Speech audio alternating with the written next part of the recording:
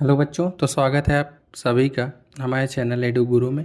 और आज हम लोग सीबीएसई बोर्ड एग्ज़ाम 2023 के मोस्ट इम्पॉर्टेंट क्वेश्चन में बढ़ रहे हैं। और हमारा अगला चैप्टर है अरिथमेटिक प्रोग्रेशन, चैप्टर 5। तो इससे जुड़े हुए भी हम मुख्य मुख्य सवालों को देखेंगे, क्योंकि इससे हर वर्ष लगभग आपसे काफ़ी क्वेश्चन पूछे जाते हैं। और इसमें ये है कि सिर्फ दो ही एक्सरसाइज हैं इसमें। एक तो इसका एन टर्म से जुड़े हुए सवाल और सम ऑफ एन टर्म से जुड़े हुए सवाल। फार्मूले बहुत ज़्यादा नहीं है, सिर्फ 2-3 फार्मूले हैं और उससे सवाल अच्छे हैं तो पूछे भी जाते हैं। ठीक है, तो इसमें हम लोग अब जो है इसे कुछ सवालों लगाएंगे। तो चलिए अब हम लोग शुरू करते हैं। पहला सवाल देखिए, लिखा है how many 2 digit numbers are divisible by 3। तो ऐसे सवाल ज़रूर पूछे जाते हैं। जैसे एक पहला सवाल है, उसके बाद आप पढ़िए 4 number. How many 3 digit numbers are divisible by 7।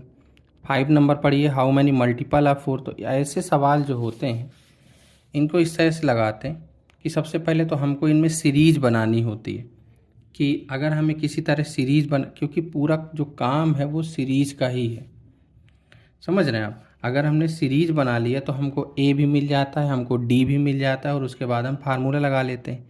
क्योंकि प्रोग्रेशन का चैप्टर है तो बिना प्रोग्रेशन के तो हम उसके फार्मूले नहीं अप्लाई कर पाएंगे ना। तो मेन चीज़ वही है कि हमको सीरीज प्रोग्रेशन को बनाना और उसको समझ करके, अगर नहीं है तो बनाना, फाइंड करना। ठीक है, जैसे पढ़िए line, how many 2 digit numbers are divisible. कह रहा है कि 3 से डिविजिबल होने वाले 2 डिजिट नंबर कितने हैं। कह रहा है कि हाउ मैनी, कितने हैं। तो पहला देखो, 2 अंक का, 2 डिजिट का 3 से कटने वाला नंबर कौन सा मिलता है? 12। तो अगर फिर उसके बाद 15, 18, फिर वही टेबल चलेगी। और सबसे लास्ट 2 डिजिट का नंबर जो 3 से कटे वो क्या है? 99। ठीक है, तो बस अब हमको इसी में पता करना। आप समझ लीजिए ये सवाल यहाँ से ख़त्म हो गया, क्योंकि मेन जो इस पूरी लैंग्वेज का मतलब था वो था ये। अब हमने एक बार सीरीज बना ली है, बस हमको ये पता लगाना है कि यहाँ पर कितने टर्म है इसमें टोटल, यानी या ये पता लगा लें कि लास्ट टर्म हमको पता है तो हम ये पता कर लें कि 99 कौन से नंबर का टर्म है। तो ये हमारे लिए एन का काम करेगा। तो एन क्या होगा? A plus n minus 1 into d. N term ये है 99। ए जो है वो फर्स्ट टर्म है और एन जो है वो निकालना है और डी जो है वो 3, क्योंकि 3 का ही चल रहा है। क्या करेंगे? सबसे पहले तो 99 में से 12 माइनस हो जाएगा। ठीक है, n माइनस 1 इक्वल टू, उसके बाद यहाँ से माइनस हो जाएगा जब, तो बाई 3 हो जाएगा, क्योंकि इनटू में ही डिवाइड में होगा। तो n माइनस 1, इसको काट देंगे। 8 और 7 15 होता है, मतलब 3 से कट जाएगा। 3 2 जा 3 और 3 9 जा 27। n इक्वल टू क्या आएगा? 29 प्लस 1, n इक्वल टू आ जाएगा 30। ठीक है, तो 3 से जो भी कटने वाले या डिविजिबल होने वाले नंबर हैं 2 डिजिट के, वो कितने ऐसे नंबर हैं? 30 नंबर। ठीक है, तो ये छोटा सवाल है लेकिन इम्पॉर्टेंट है। इस तरह के एक सवाल ज़रूर आपसे पूछे जाएंगे। सेकंड देखिए, सेकंड पहले पढ़िए, if the third and the ninth term of an A P are 4 and -8 respectively, which term of this A P 0। तो कह रहे कौन सा टर्म इसका 0 है। तो आपको टर्म दिया है कि 0 है, लेकिन उसका n फाइंड करना है। ठीक है, किसी भी, जैसे आप फार्मूला समझिए, तो फार्मूला ए एन डी और ए एन, यही 4 होते हैं। इन्हीं से फार्मूला, इन 4 में कोई 3 पता होगा तो एक हम फाइंड कर लेंगे। तो हमको देखो क्या क्या है कि 0 दिया है, तो ए एन दिया है, एन फाइंड करना है, किस तरह ए और डी मिले, बिना ए डी के तो नहीं निकालेंगे। तो उसीलिए हमको ये दिया हुआ है, थर्ड और नाइन्थ टर्म। ठीक, तो अगर थर्ड टर्म दिया है तो ए प्लस 2d, ये आपको कितना दिया है? 4। और ए प्लस 8d, ये कितना दिया है? -8। ठीक है, क्या करेंगे? यहाँ माइनस कर दो सीधे, ए वाला कट जाएगा और यहाँ से आएगा माइनस का 6d इक्वल टू 12। तो d इक्वल टू आ जाएगा -2। ठीक है, अब d -2 आ गया, d का वैल्यू यहाँ पे रख दो, ये फर्स्ट सेकेंड में। तो d का जब यहाँ रख दोगे तो a plus 2 into -2 equal to 4, तो a जो है वो आ जाएगा 8। तो a और d मिल गए। अब हमसे कह रहा है an हम लगाएंगे a plus n minus 1 into d. तो an कह रहा है कौन सा टर्म जीरो है, तो उसको हमने जीरो रख दिया, a का वैल्यू 8 रख दिया। n इसका फाइंड करना था कि जीरो कौन सा नंबर का टर्म है, ये -2 है, तो इधर आएगा तो -8 और ये अपान में आएगा -2 n माइनस 1, तो n इक्वल टू आ जाएगा 5। ये आंसर होगा। ठीक है, तो इसका मतलब ये कि अगर किसी सीरीज का थर्ड और नाइन्थ टर्म 4 और -8 है तो उसका जीरो जो है वो फिफ्थ टर्म होगा। कौन सा टर्म होगा? फिफ्थ। तो इस तरह से सेकंड वाला था। छोटे छोटे सवाल हैं, अभी बड़े बड़े भी आएंगे। शुरू से लिए हैं तो कुछ जो जैसे सवाल हैं, फिर हम इसके अगले पार्ट में इसके और मतलब बड़े बड़े सवाल भी लगाएं, क्योंकि अभी तो ये एन से जुड़े हुए सवाल हैं खाली।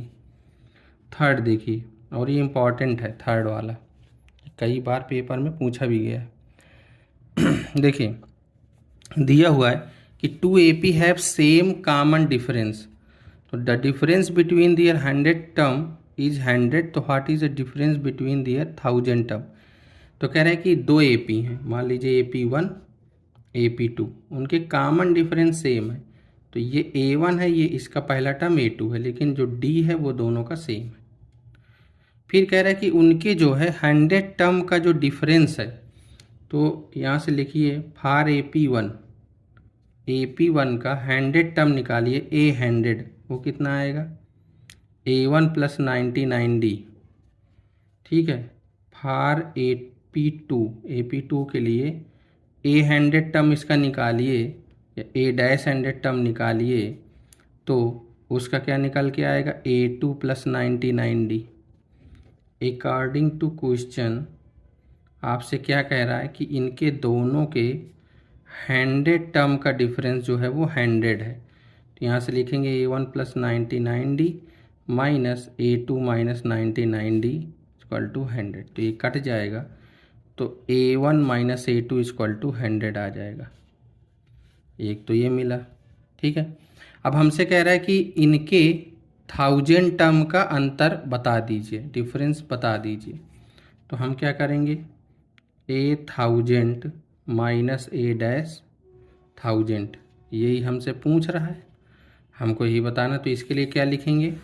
पहले के लिए लिखेंगे A1 plus 999D minus A2 minus 999D, तो फिर वही डी वाला कट जाएगा, आ जाएगा A1 माइनस A2, और इसका वैल्यू कितना है? 100, तो यही आपका आंसर होगा।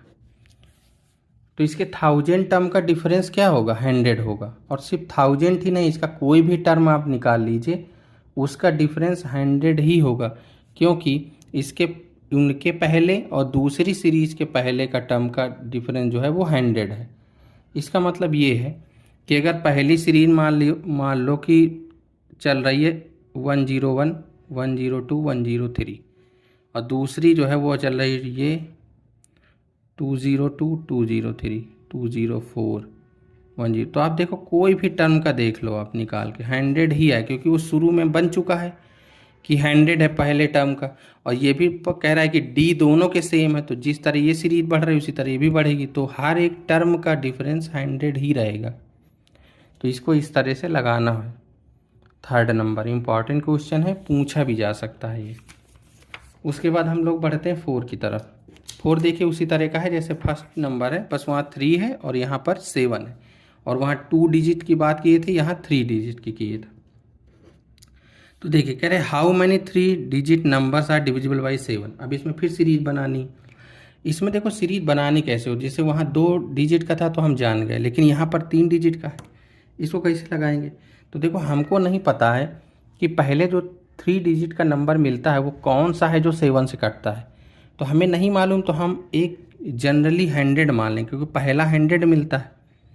तो ये आपको रफ में काम करना है, तो 100 में आप 7 का डिवाइड कर दीजिए, तो 7 1 जा 7, 30 आएगा, और ये कितना आएगा? 4 है ना, तो ये 28 आएगा, लेकिन इसको पूरा काटना चाहिए, क्योंकि अब देखो यहाँ पर क्या आ रहा है? 2, तो अगर हम 2 यहाँ कम कर देंगे, यानी ये 28 होता, अगर मान लो 2 यहाँ कम करना पड़ता है। ऐसे सवाल आप अगर आपको याद हो तो आप LCM HCF में लगाते हैं 7th में, ठीक है।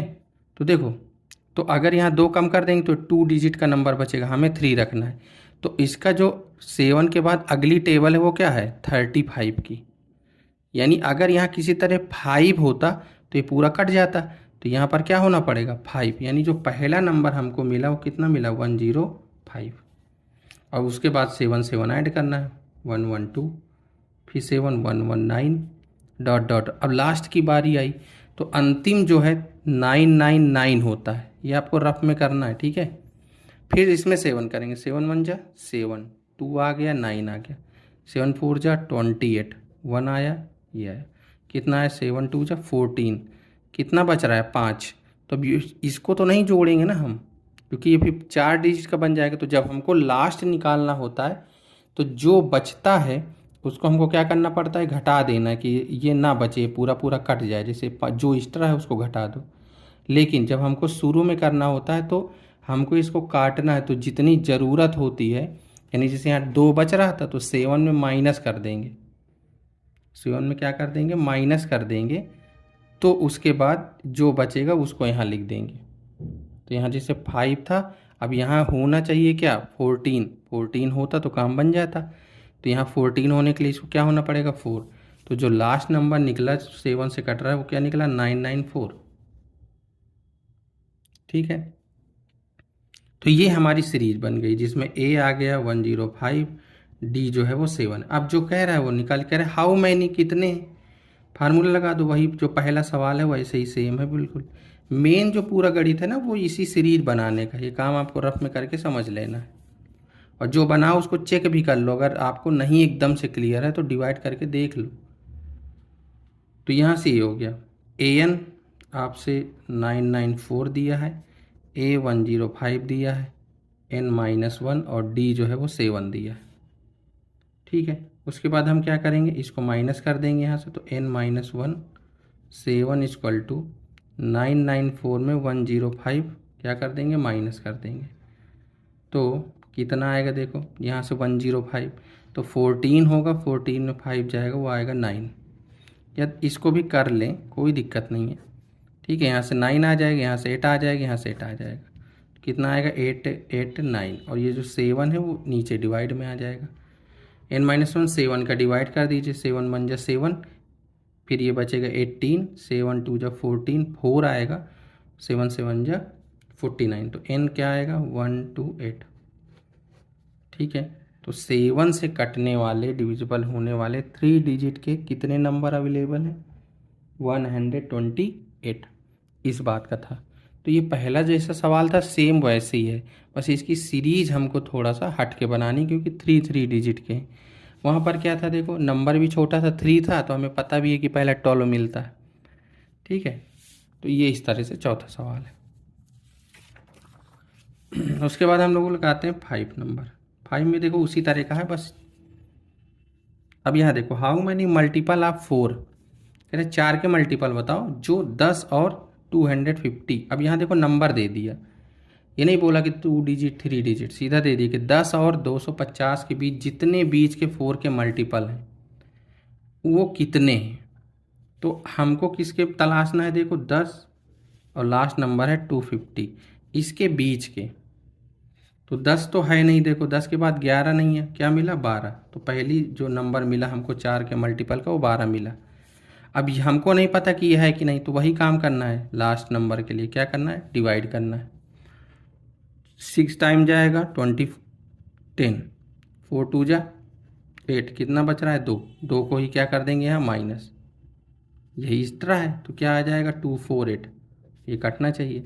तो जो हमारी सीरीज बनी वो क्या बनी, 12 16 20 24 डॉट डॉट डॉट 248।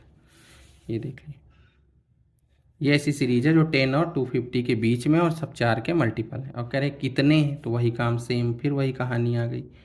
A12 है, D4 है, वही लगाएंगे, इनमें कोई सवालों में इतनी दम नहीं है।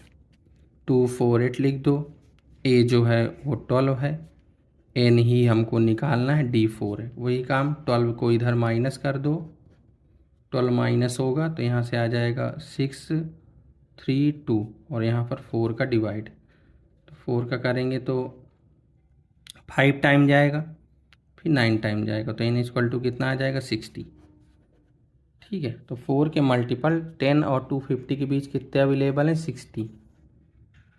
तो इस तरह से ये जो है 5 नंबर था क्वेश्चन। उसके बाद हमारा लास्ट क्वेश्चन जो है इस तरह के भी पूछे जा सकते हैं लैंग्वेज बेस्ड।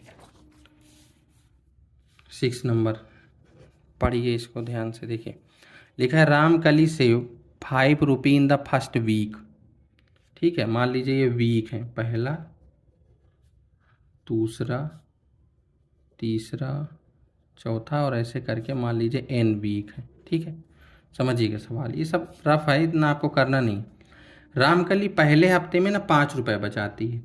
ये मान लीजिए कि रामकली के पास एक गुल्लक है, उसमें जब से एक हफ्ता मान लीजिए संडे को रख लीजिए या मंडे को रख लीजिए, वो जैसे ही आया उसने 5 रुपये डाल दिए।